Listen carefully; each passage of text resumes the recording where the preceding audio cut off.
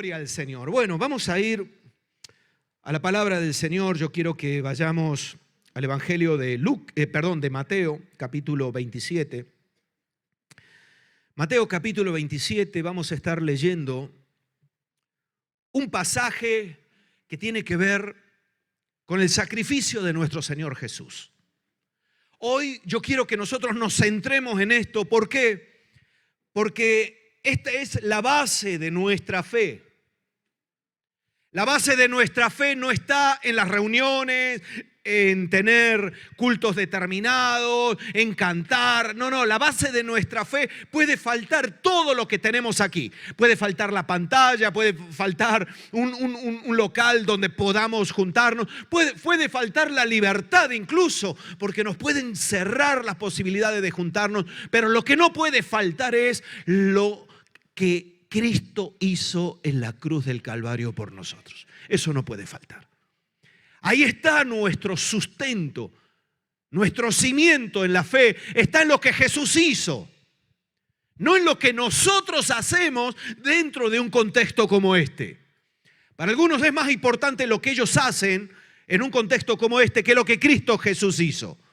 Pero nosotros siempre tenemos que encarrilarnos y enfocar nuestra mirada en Jesucristo de Nazaret. Es cierto que Dios permite que haya al lado nuestro hermanos que son una bendición, gloria a Dios, pero nuestros ojos no están puestos en ellos. Nuestros ojos en la salvación, en nuestra fe, están puestos en aquel que hizo todo lo necesario para que tú hoy y yo también hoy podamos alabar, glorificar y tener la certeza en el corazón de que si nos pasa algo, nos vamos a ir a su presencia. Amén. Por eso es importante que nos enfoquemos.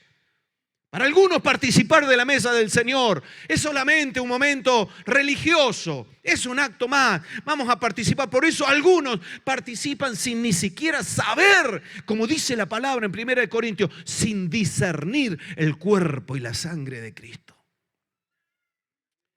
Y cuando nosotros hacemos las cosas sin saber, sin entender, no hay fruto.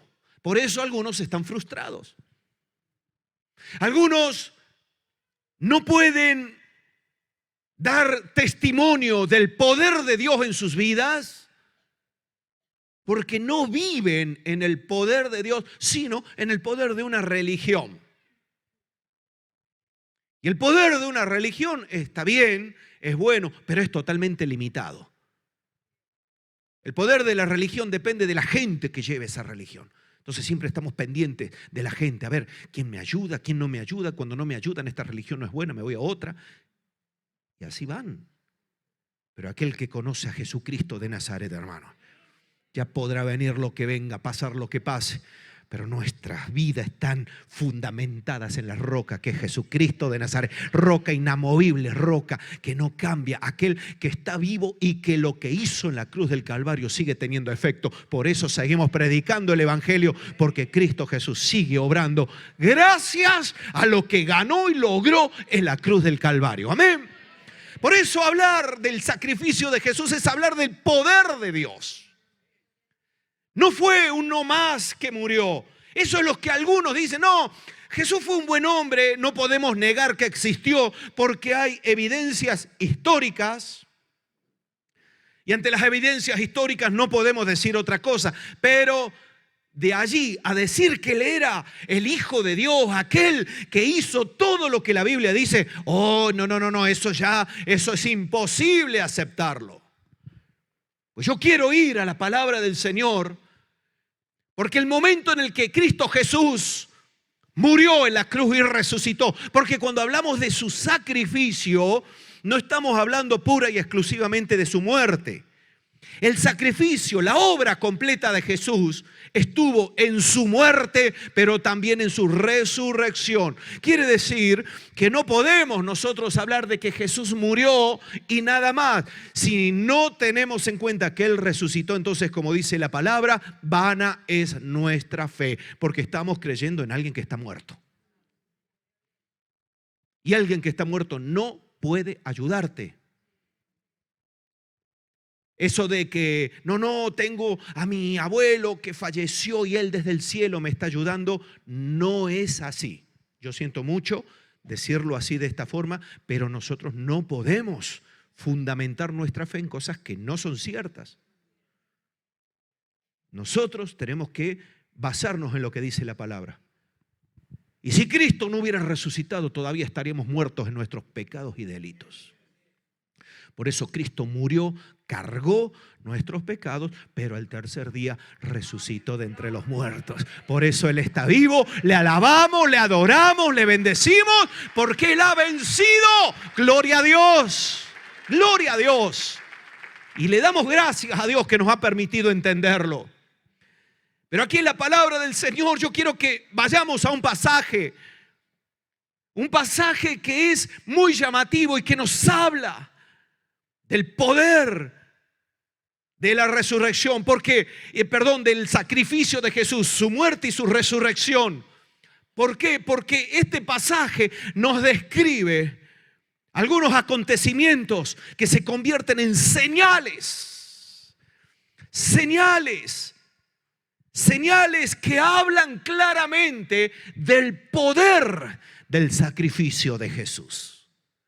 Por eso insisto, si estás entre nosotros por primera vez y has venido ilusionado o emocionado pensando que nosotros somos muy majos y que este grupo de personas te va a dar lo que tú estás buscando, quiero decirte que estás perdiendo el tiempo, te estás equivocando.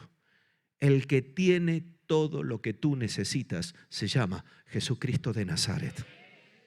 Y nosotros en sus manos procuraremos ayudarte en lo que esté a nuestro alcance. Pero te digo algo, te vamos a fallar. Te digo algo, nos vamos a quedar cortos, no vamos a llegar. Te digo algo, habrá momentos donde te vas a sentir como que nadie está a tu lado para ayudarte. Pero como decía el apóstol Pablo, todos me dejaron, me han desamparado, pero el Señor Jesús estuvo a mi lado para darme fuerzas. Cristo nunca nos deja, porque Él ha prometido estar con todos aquellos que creen en Él todos los días hasta el fin del mundo. Todos los días hasta el fin de los tiempos. Por eso podemos caminar en esta tierra, aunque haya 1000 situaciones difíciles, caminamos con esperanza. ¿Por qué? Porque sabemos que aquí no nos vamos a quedar, hermanos. Aquí no nos vamos a quedar. El que tiene confianza en Cristo sabe que su morada está en la presencia de Él, que habrá un cielo nuevo, una tierra nueva, que todo será transformado y gracias a lo que Cristo Jesús logró en la cruz. Por eso yo quiero detenerme en esas señales que hablan del poder de la cruz. Porque cada una de esas señales nos habla de algo que Jesús hizo o logró o venció o alcanzó a través de ese sacrificio. Y por eso aquí en el capítulo 27 de Mateo, verso 46 dice: cerca de la hora novena, Jesús clamó a gran voz diciendo: Elí, Elí, lama sabactani. Esto es: Dios mío, ¿por qué me has desamparado? Algunos de los que estaban allí decían al oírlo: a Elías llama a este. Y al instante, corriendo uno de ellos, tomó una esponja y la empapó de vinagre y poniéndola en una caña le dio a beber. Pero los otros decían: deja, veamos si viene Elías a librarle. Mas Jesús, habiendo otra vez clamado a gran voz, entregó el Espíritu. Y he aquí el velo del templo se rasgó en dos, de arriba abajo, y la tierra tembló y las rocas se partieron y se abrieron los sepulcros, y muchos cuerpos de santos que habían dormido se levantaron, y saliendo de los sepulcros después de la resurrección de Él, vinieron a la santa ciudad y aparecieron a muchos.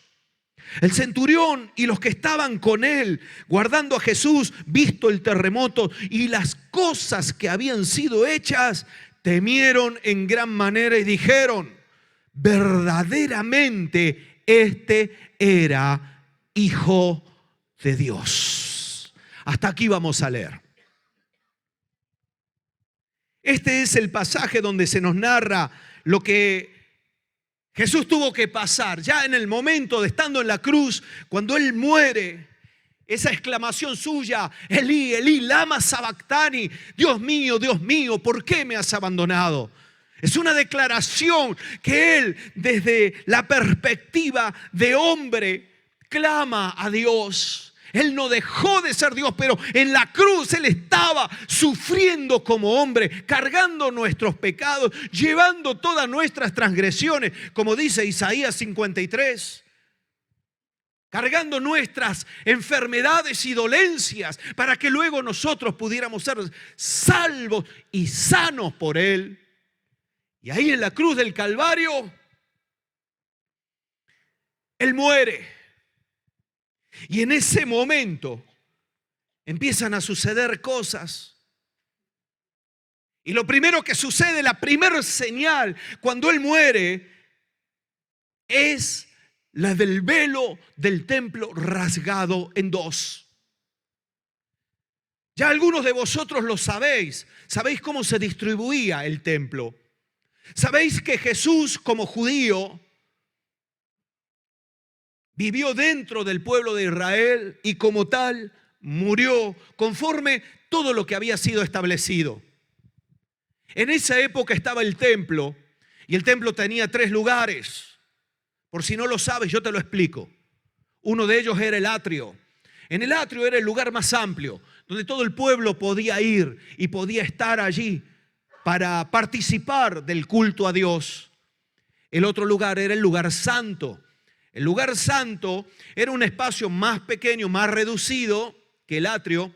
Y ahí estaban los sacerdotes donde ofrecían los sacrificios. Estaba el altar, estaba allí el lugar preparado para que cuando venían los corderos, traían los corderos para ser sacrificados y derramar la sangre. Esto establecido, ¿verdad? En el antiguo pacto. Entonces los sacerdotes sacrificaban por el pueblo, oraban. Estaba el candelabro que representaba la presencia del Espíritu entre medio del pueblo, la lámpara que no podía apagarse nunca, por eso tenía que estar con aceite.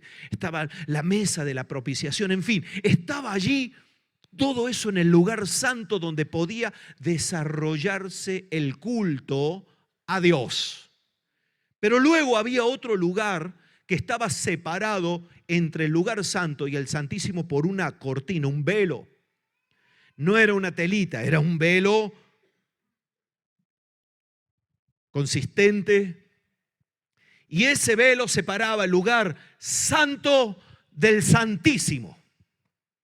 En el lugar santísimo, hermanos, era donde Dios descendía, donde la presencia de Dios se manifestaba y solamente podía entrar allí el sumo sacerdote. No podían entrar los sacerdotes normales, no podía entrar el pueblo.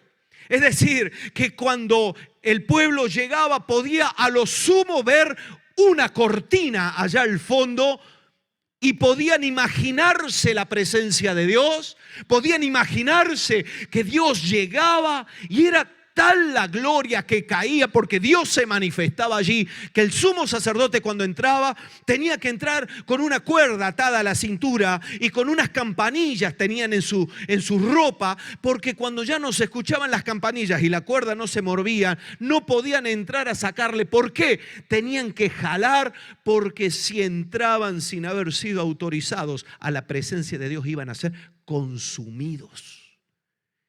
Y si el sumo sacerdote entraba sin estar en orden a la presencia de Dios, la muerte llegaba a su vida y morían. Y por eso lo sacaban y lo rescataban de allí con una cuerda tirando, porque nadie podía entrar al lugar santísimo.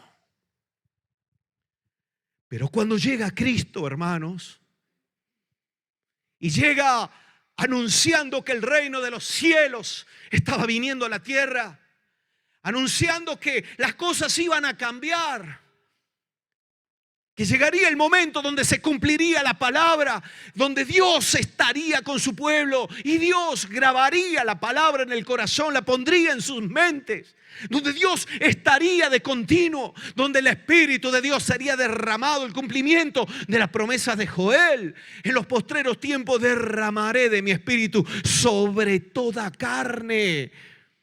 Y el pueblo de Israel lo sabía, pero se habían quedado en su propia realidad. Por eso no pudieron reconocer al Mesías. Pero dice la palabra, y he aquí, el velo del templo se rasgó en dos, de arriba abajo. Señal de que el que rompió el velo no fue un hombre alguno, sino de arriba abajo. Dios mismo estaba abriendo un camino para que todo aquel que creyere en Jesús pudiera tener comunión con el Padre. Él estaba derribando, rompiendo esa separación, ese límite donde solamente podían entrar algunos. Y a través del sacrificio de Jesús, hermano, el templo se rompió y fue una señal de que gracias a ese sacrificio podíamos tener acceso a la misma presencia de Dios. Dios mismo podía venir a morar en nuestra vida y podíamos caminar juntamente con Él. Algo que era una locura, algo que estaba totalmente ajeno a la realidad del pueblo de Israel. Tremendo. Hebreos nos habla en el capítulo 10, verso 19 al 22. Así que, hermanos, teniendo libertad para entrar en el lugar santísimo por la sangre de Jesucristo, dice, por el camino nuevo y vivo que Él nos abrió a través del velo, esto es, de su carne, y teniendo un gran sacerdote sobre la casa de Dios, dice el verso 22, acerquémonos con corazón sincero, en plena certidumbre de fe, purificados los corazones de mala conciencia y lavados los cuerpos con agua pura. Hebreos, el escritor de Hebreos le está diciendo, hermanos, hay un camino abierto. El velo se rasgó y ese velo que se rasgó fue una señal de lo que el sacrificio de Jesús estaba trayendo. Por eso, el creer en Cristo, el aceptar a Jesús, el rendirte a Él y el aceptar lo que Él hizo en la cruz del Calvario, te abre las puertas a tener comunión con Dios todos los días. No tienes que hacer un rito específico, tienes que caminar con Él. Y eso es lo que cambia, eso es lo que marca la diferencia. Por eso, como decía recién, algunos están atados a la religión. Ay, es que tengo que hacer, es que si no hago y si no digo y si no hago. Y no entendemos que gracias al estar en la presencia de Dios podemos hacer lo que Dios nos pide. Es al revés. Algunos quieren hacer cosas para que Dios esté con ellos, que Dios esté cerquita de ellos, pero no es así. Es por fe. Nosotros somos salvos por fe porque en la cruz del Calvario Cristo llevó todo lo que teníamos en nuestra vida y nos separaba. Y cuando Él lo cargó, se abrió un camino nuevo. Por eso, acerquémonos confiadamente. Ya, pero yo le he fallado a Dios. Pídele perdón. Porque Cristo perdona y continuamente nos perdona. Porque en la cruz del Calvario se llevó todos nuestros pecados y delitos. Y cuando yo pienso esto, yo me emociono. ¿Sabes por qué? Porque he sido libre de la religión. He sido libre de la religión. Aunque lamentablemente algunos quieren seguir atados a la religión. Y quieren seguir atados a los ritos y a las cuestiones carentes de sentido. Cuando en realidad, una vez que hemos estado con Cristo, hemos entrado al lugar santísimo. Todo lo que hacemos tiene que ver con lo que Él nos ha dado. Por eso Santiago decía algo, el escritor de la carta de Santiago, él decía algo muy fuerte en relación a la fe. El miércoles lo estuvimos recordando un poquito por encima. Él hablando de la fe, él decía que la fe sin obras es muerta. Y entonces él dice, muéstrame tu fe sin obras, que yo te voy a mostrar mi fe por mis obras. Es decir, que cuando nosotros creemos en Cristo Jesús, ¿cómo no le vamos a alabar, hermano? ¿Es que necesitas al caso que alguien te esté diciendo que tienes que alabar a Dios? ¿Cómo no nos vamos a reunir para honrar y glorificar y aprender de Él? ¿Es que acaso alguien te tiene que estar animando y empujando para que, hermano, tiene que estudiar la Biblia, abra la Biblia? Es que me cuesta, entonces no se preocupe, me lo llevo a mi casa y todos los días leerá la Biblia conmigo. Es que esto no es lo normal de aquel que está en la presencia de Cristo y que ha experimentado la gracia de Dios, es caminar en el Espíritu. ¿Por qué? Porque el velo se rasgó y tenemos acceso al lugar santísimo donde la gloria y la presencia de Dios se manifiestan sin ningún tipo de límite. En tu casa lo puede hacer Dios. Pero cuando tienes buena comunión con Dios en tu casa, anhelas estar con los hermanos en la fe. Nadie que tiene buena relación con Dios dice, ay, no, yo no voy al culto porque estoy tan bien en mi casa. Y yo digo, pues te han engañado. Porque yo cuanto más estoy con el Señor, más ganas tengo de veros. Imaginaos si no hubiera orado y hubiera estado en la presencia del Señor ayer. No hubiera venido hoy al culto. Ahí Jorge, algunos hermanos venían, me saludaban, ¿qué tal, pastor? Y yo digo, Señor, menos mal que estaba en tu presencia.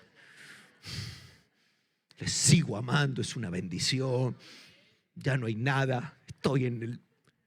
¿Qué me puede separar del amor de Dios? ¿Tribulación? No, hermano.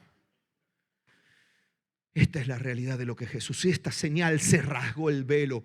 Porque se abrió el lugar santísimo. Si no entras en la presencia, si no disfrutas de la presencia que ha venido a estar en ti, porque esto es lo más maravilloso. Antes tenían que ir al templo, ahora es Cristo Jesús el que ha venido a nosotros y está morando en nosotros. Por eso cuando nosotros venimos aquí, Cristo Jesús está, pero cuando nos vamos de aquí, Cristo Jesús sigue estando en nuestro corazón. Esa es la realidad del sacrificio de Jesús. Él no se queda aquí a dormir esperando a que empiece el culto de la tarde. Él está con aquellos que le han abierto de par en par su corazón. La segunda señal fue un terremoto. Dice en el mismo versículo 51, y la tierra tembló y las rocas se partieron. La propia naturaleza dio testimonio del acto poderosísimo que estaba aconteciendo. Y uno puede decir, pero ¿cómo puede ser que la propia naturaleza, qué tiene que ver la tierra? Fíjate lo que dice la palabra del Señor. Romanos capítulo 8, versículo 20. Porque la creación fue sujetada a vanidad, no por su propia voluntad, sino por causa del que la sujetó, en esperanza, porque también la creación misma será libertada de la esclavitud de la corrupción a la libertad gloriosa de los hijos de Dios. Porque sabemos que toda la creación gime a una y a una está con dolores de parto hasta ahora. Cuando Cristo Jesús murió en la cruz del Calvario, logró vencer el mal y la maldición que está sobre la faz de la tierra. Sobre la faz de la tierra existe alguien que gobierna, que es conocido como el príncipe de este mundo, que en un momento determinado le ofreció a Jesús los reinos de todo el mundo. Y dice, porque a mí me han sido dadas. Y estos reinos a mí me lo han dado y yo se los doy a quien quiero. De hecho, el domingo pasado se nos recordó otra vez eso. y la tierra está sujeta a maldición. Por culpa del pecado, si tú te vas al Génesis te das cuenta que como consecuencia del pecado entró la maldición a la tierra. La tierra empezó a dar espinos. Fue necesario trabajarla para comer el fruto. Fue necesario, empezó a haber sequía, empezó a haber hambre. Los animales no estaban preparados, no estaban en su ADN, por así decirlo. El que un león se comiese a un hombre, Adán y Eva antes del pecado vivían en comunión, en paz, en tranquilidad, y la naturaleza estaba en equilibrio. Pero cuando entró el pecado, se quebrantó incluso el orden natural. Y este terremoto, hermanos, que hace que la tierra tiemble, fue como un grito de la naturaleza, diciendo, amén, gloria a Dios, ha llegado el momento de nuestra libertad. Y la palabra nos promete que de la misma forma que nosotros seremos transformados, la tierra también será transformada. Que habrá un cielo nuevo y una tierra nueva. Gloria a Dios. Gloria a Dios. Andrés, ahí la parcelita que vas a tener, esa va a dar fruto. Porque tiene una huerta que, bueno, menos mal que tiene un tío que sabe, porque, no sé, plantaba sandías y buscaba un árbol. O sea, pero ánimo.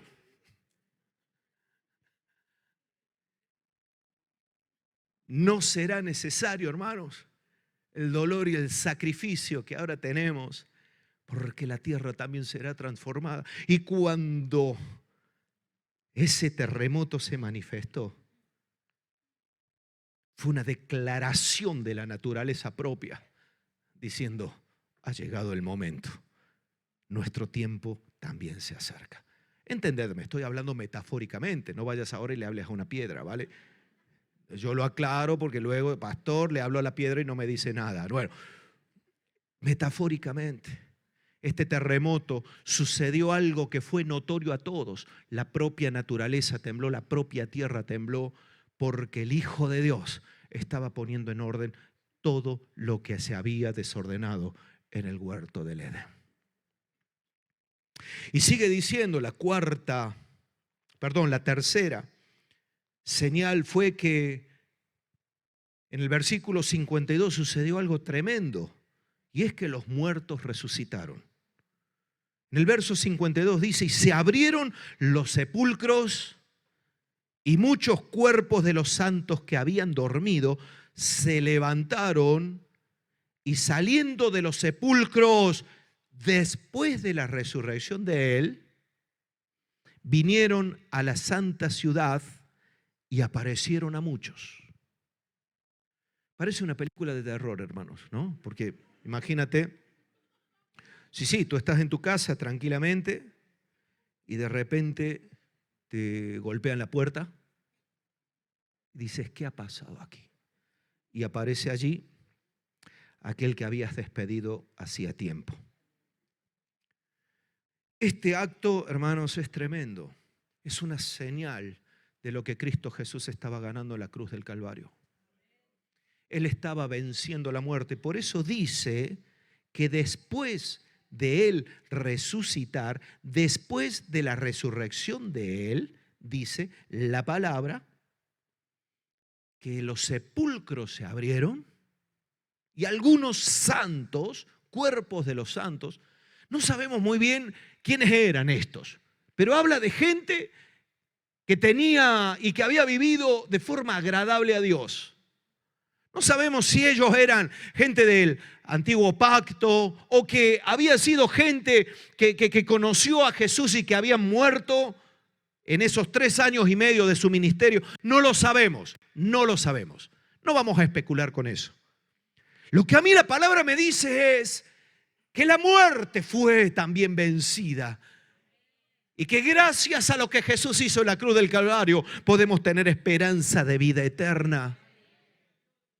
Dice la palabra en 1 de Corintios, en el capítulo 15, verso 20, mas ahora Cristo ha resucitado de los muertos. Primicias de los que durmieron es hecho. Por cuanto la muerte entró por un hombre, también por un hombre la resurrección de los muertos. Y dice la palabra, porque así como en Adán todos mueren, también en Cristo todos serán vivificados. De la misma forma que por Adán entró la muerte al ser humano, por Cristo entró la vida. Gloria a Dios. Y sigue diciendo más adelante en el verso 54, y cuando esto corruptible se haya vestido de incorrupción y esto mortal se haya vestido de inmortalidad, entonces se cumplirá la palabra que está escrita: sorbida es la muerte en victoria. ¿Dónde está, oh muerte, tu aguijón? ¿Dónde, oh sepulcro, tu victoria? Ya que el aguijón de la muerte es el pecado y el poder del pecado la ley. Mas gracias sean dadas a Dios, que nos da la victoria por medio de nuestro Señor Jesucristo. Aleluya. Podemos tener esperanza de vida eterna. Un día resucitaremos. Esto fue una señal. No fue el momento último en el que todos los muertos resucitarán. Fue una señal. Porque cuando Cristo resucita, fue una señal. Fue una señal de decir, fue efectivo. El sacrificio alcanzó el objetivo. No se quedó a medias, no quedó prometiendo algo que luego no cumplió. Se cumplió, por eso se abrieron las tumbas y estos salieron. Una señal de que el sacrificio de Cristo Jesús es poderoso. Por eso predicamos a un Cristo vivo y predicamos un evangelio de esperanza. Porque el que cree en Cristo, hermano, aunque esté muerto, vivirá. Eso es lo que la palabra del Señor nos enseña. Aunque estemos muertos espiritualmente, si creemos en Él, viviremos. Y este cuerpo pasará y seremos transformados, seremos cambiados y podremos estar toda la eternidad con el Rey de Reyes y el Señor de Señores. Gloria a Dios. Así que mira al que tienes a tu lado y anímale. Dile, hermano, nos espera una victoria grande. Dile, nos espera la mayor victoria. Es la vida eterna, la vida eterna.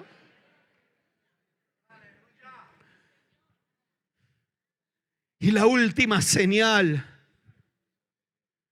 verso 54, dice: el centurión y los que estaban con él guardando a Jesús, es decir, cuando Jesús estaba crucificado, pusieron soldados para custodiar. Tened en cuenta que eso era un acto también que estaba bajo autoridad del Imperio Romano. No eran los judíos los que le estaban crucificando como tal. Es decir, no podían ellos hacerlo. La ejecución la llevaba el Imperio Romano, la llevaban las autoridades que estaban allí en ese momento. Y dice que este soldado con los que estaban allí guardando a Jesús, visto el terremoto y las cosas que habían sido hechas, temieron en gran manera. Escucha bien esto. Temieron en gran manera y dijeron: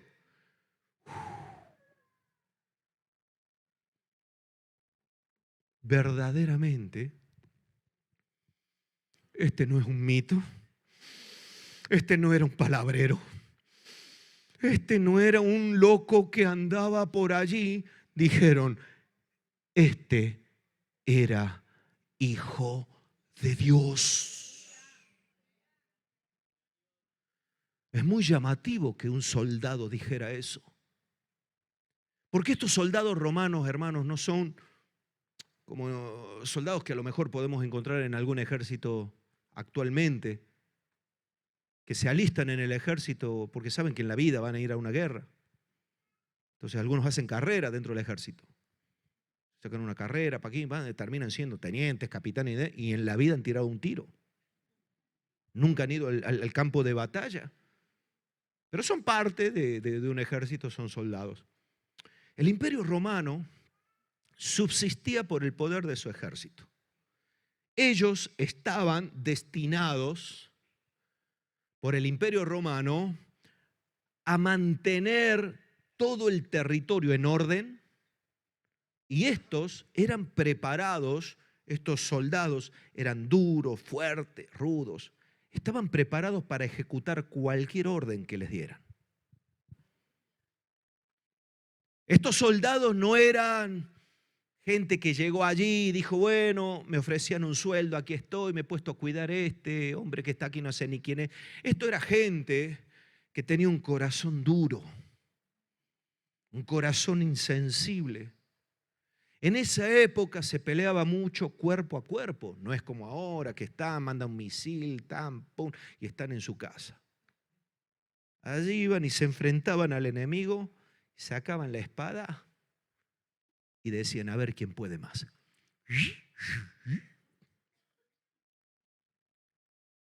Esta gente estaba acostumbrada a ver en el campo de batalla mucha sangre, mucho dolor. Tenían que ser insensibles. Fijaos que años más tarde, en el año 70, después de Cristo, las tropas del Imperio Romano entraron en Jerusalén porque hubo una revuelta en Jerusalén y bajo las órdenes del general Tito entraron y masacraron a la población. Dicen las crónicas que la sangre corría por las calles como ríos, que habían entrado en tal frenesí que no podían parar de matar. Mataban a hombres, mujeres, ancianos, niños, todo el que se movía lo mataban. Estos eran los soldados que estaban ahí custodiando. ¿Y por qué digo todo esto? Porque estos hombres no estaban preparados para ser convencidos por cualquier cosa. Estos no tenían una sensibilidad de corazón que tú le decías, no, es que Jesús es bueno, lo aceptas, vale, lo acepto, ya está. Esta gente proclama y declara con su boca algo que es tremendamente impactante. Primero, temieron en gran manera. Lo que sucedió fue tan notorio y tan fuera de lo normal que ellos dijeron, esto no es normal. Aquí hay algo fuera de lo común. Mira lo que ha sucedido. Y entonces dicen, verdaderamente, este era el Hijo de Dios. La cuarta señal que vemos aquí es el quebrantamiento del corazón. Dios quebrantó el corazón de estos soldados. Estos soldados, por muy duros, por muy rebeldes, por muy, ¿cómo os diría?, preparados para la batalla y para no responder emocionalmente a nada, estos soldados reconocieron por lo que había pasado que allí algo sobrenatural se estaba moviendo. No podrían explicarlo, seguramente no podían mostrar, no podían tener razonamiento, pero ellos habían estado escuchando que estaban clavando a uno que se decía ser el Hijo de Dios. Que estaban crucificando a uno que estaba loco, que había caminado entre ellos, entre el pueblo, haciendo bienes, sanando, bendiciendo, pero que estaba loco. Él decía ser hijo de Dios, él decía ser, y yo me los imagino a estos riéndose diciendo, pobre hombre, míralo, 33 años, tan joven, con tanto por delante, y se le ha ido la cabeza, lo estamos matando porque no ha sido capaz de salvarse, no ha hecho nada grave. El único delito es que el pueblo le está diciendo es que él dice que es el Hijo de Dios, y como es el Hijo de Dios, los judíos le piden a Pilato, crucifícalo, mátalo. Y ellos dicen, bueno, esto son cosas de ellos, de la religión de ellos. Herodes opina lo mismo, Poncio Pilato se lava las manos y dice, bueno, ahí lo tenéis. Y así todo les da al pueblo una última oportunidad y les dice, aquí tengo, ya sabéis que para las vísperas de las fiestas, la Pascua,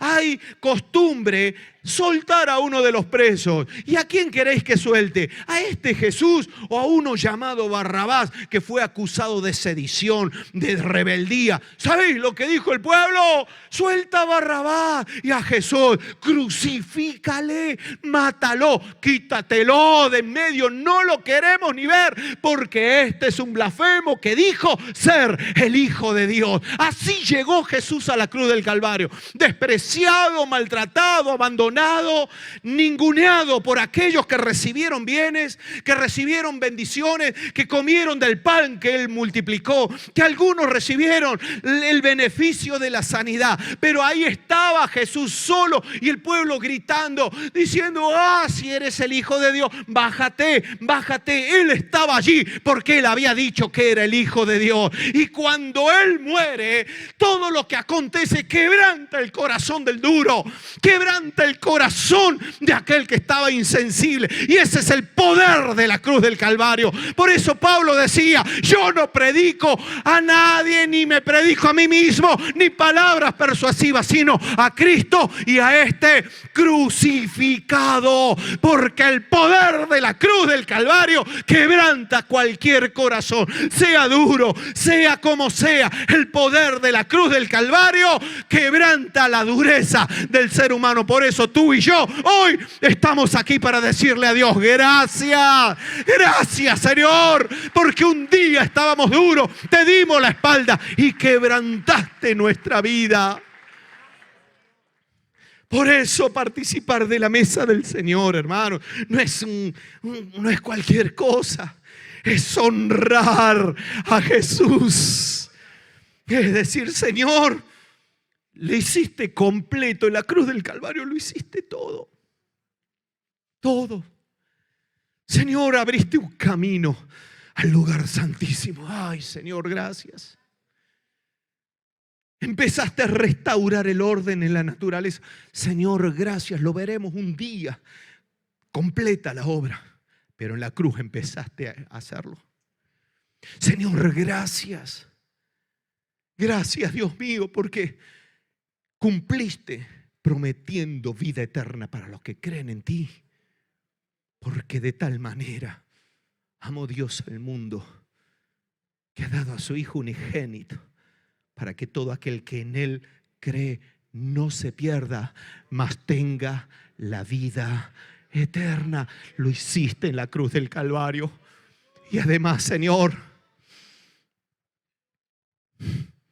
la cruz tiene poder para quebrantar mi corazón. Por eso todo aquel que se humilla ante este Cristo muerto y resucitado no permanece igual. Es quebrantado su corazón y se cumple lo que dice la palabra. He aquí que los que están en Cristo, nuevas criaturas son. Las cosas viejas pasaron, todas son hechas nuevas, porque Cristo Jesús lo logró en la cruz del Calvario. ¡Aleluya! Por eso es tan importante todo esto. Y lo decimos para que cuando participemos de la mesa del Señor, no lo hagas indignamente. No lo hagas pisoteando la sangre de Jesús. Porque si hay algo que no está bien en tu vida, Cristo te dice: en la cruz lo clavé. Acércate para reconciliarte. No disimules, no aparentes. Reconcíliate, porque en la cruz yo lo logré. En la cruz yo vencí. Rompí el velo. Se rompió. Y soy capaz de quebrantar tu corazón. Solamente hace falta algo. Humíllate ante mí. Humíllate ante mí. Reconóceme como aquel que te puede bendecir. Y mírame. Mírame. Porque yo un día estuve muerto, pero ya no estoy muerto. He vencido. Y el Padre lo tiene a Cristo a su diestra, constantemente intercediendo por aquellos que un día nos acercamos a Él y le dijimos, Señor, yo no puedo, yo no sé, pero dice el Señor, yo estoy contigo. He prometido acompañarte porque como yo vivo, tú también vas a vivir. Gloria a Dios.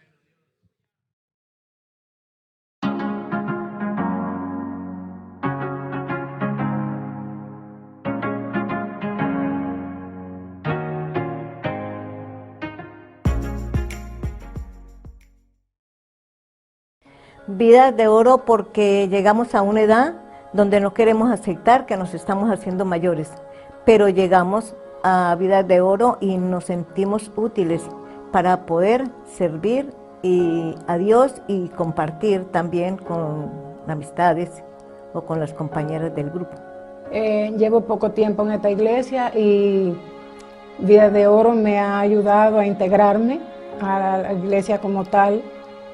Y hacemos actividades, salimos, hacemos reuniones, salgo muy animada, mentalmente, emocionalmente y sobre todo espiritualmente.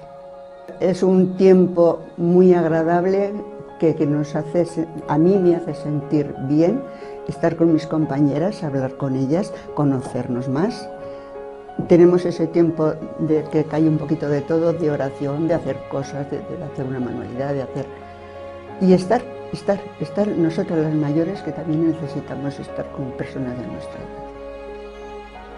¡Anímate y ven!